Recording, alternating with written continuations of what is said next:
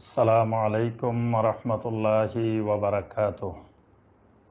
আলহামদুলিল্লাহি ওয়াহদা ওয়াসসালাতু ওয়াসসালামু আলা মাল্লা নাবিয়্যা বা'দা ওয়া আলা আলিহি ওয়া সাহবিহি ওয়া মাওয়ালা। আচ্ছা, এরপরে একজন ভাই জানতে চাচ্ছেন ভাই বোনকে জাকাত দেওয়া যাবে কিনা। জি ভাই, খুবই গুরুত্বপূর্ণ বিষয়। যে জাকাত হলো উপরের দিকে দেওয়া যাবে না, এই ব্যাপারে সবাই একমত।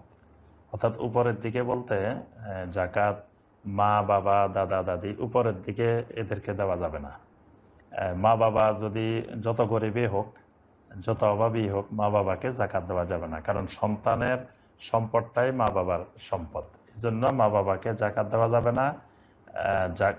মা বাবা যত দরিদ্র হোক, মা বাবাকে তার ভরণ পোষণ, তার খাওয়া দাওয়া, তার খরচ, এগুলো পরিচালনা করা সন্তানের উপরে ফরজ হিসাবে জাকাত দেওয়া যাবে না।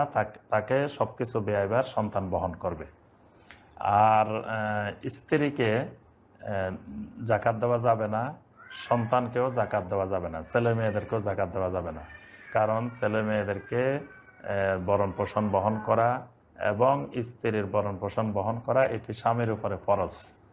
তো এই জন্য এদেরকে জাকাত দেওয়া যাবে না। তবে সন্তান যদি বালেগ হয়ে যায়, সন্তান বালেগ হওয়ার পরে জাকাত দেওয়া যাবে কিনা এটা নিয়ে ইখতিলাফ রয়েছে আহলুল আলেমদের মধ্যে। তবে জমহুর আলেমদের মত হলো সন্তান সন্ততি, ছেলে মেয়ে, স্ত্রী, এদেরকে জাকাত দেওয়া যাবে না।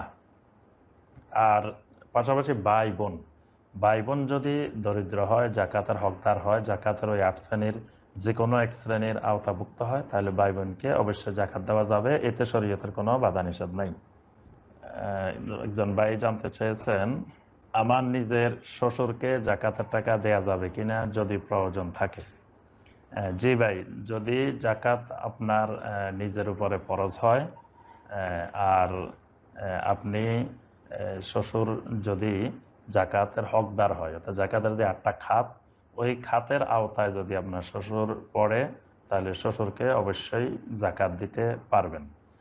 তবে শ্বশুর দেখা যাবে যে হয়তো জাকাতের হকদার, কিন্তু তিনি জাকাত নেন না, কারো থেকে নেন না, তার কঠিন আজিমত যে তিনি জাকাত খাবেন না বা জাকাত নিবেন না।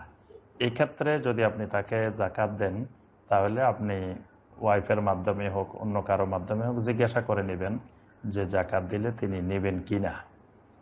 কারণ তাকে না জানিয়ে আপনি জাকাত দিলে তিনি যদি জাকাত গ্রহণ না করেন বা জাকাত গ্রহণে অস্বীকৃতি জানান, তার হয়তো এমনও হতে পারে যে অনেক অভাবী মানুষ, কিন্তু তিনি জাকাত নেন না। তো যদি জাকাত নিতে অস্বীকৃতি জানান, তাহলে আপনি তাকে দিতে পারবেন না। আর যদি তিনি অন্যদের থেকেও নেন, তাহলে আপনি নির্দ্বিধায় তাকে জাকাত দিতে পারবেন, কোনো অসুবিধা নেই। একজন ভাই জানতে চেয়েছেন যে ফ্যাক্টরির কর্মচারীকে বেতনের বাইরে জাকাতের অংশ থেকে টাকা দেওয়া যাবে কিনা যদি তারা অর্থ কষ্টে থাকে। জি ভাই, প্রথম কথা হলো কর্মচারীকে তো বেতন হিসাবে বেতন দিবেন। বেতনের বাহিরে যদি আসলে ওই কর্মচারী জাকাতের ওই 8টা খাতের মধ্যে পড়ে, যে 8টা খাত আমরা প্রথমে বললাম, সূরা তাওবা 60 নম্বর আয়াতে আল্লাহ রাব্বুল আলামিন যে 8টা খাত নির্ধারণ করে দিয়েছেন, ওই খাতের মধ্যে যদি পড়ে, এর আওতাভুক্ত হয়, তাহলে আপনি তাকে জাকাতের অর্থ দিতে পারবেন। তবে সেটা বেতন হিসাবে নয়, সেটা অতিরিক্ত আলাদা।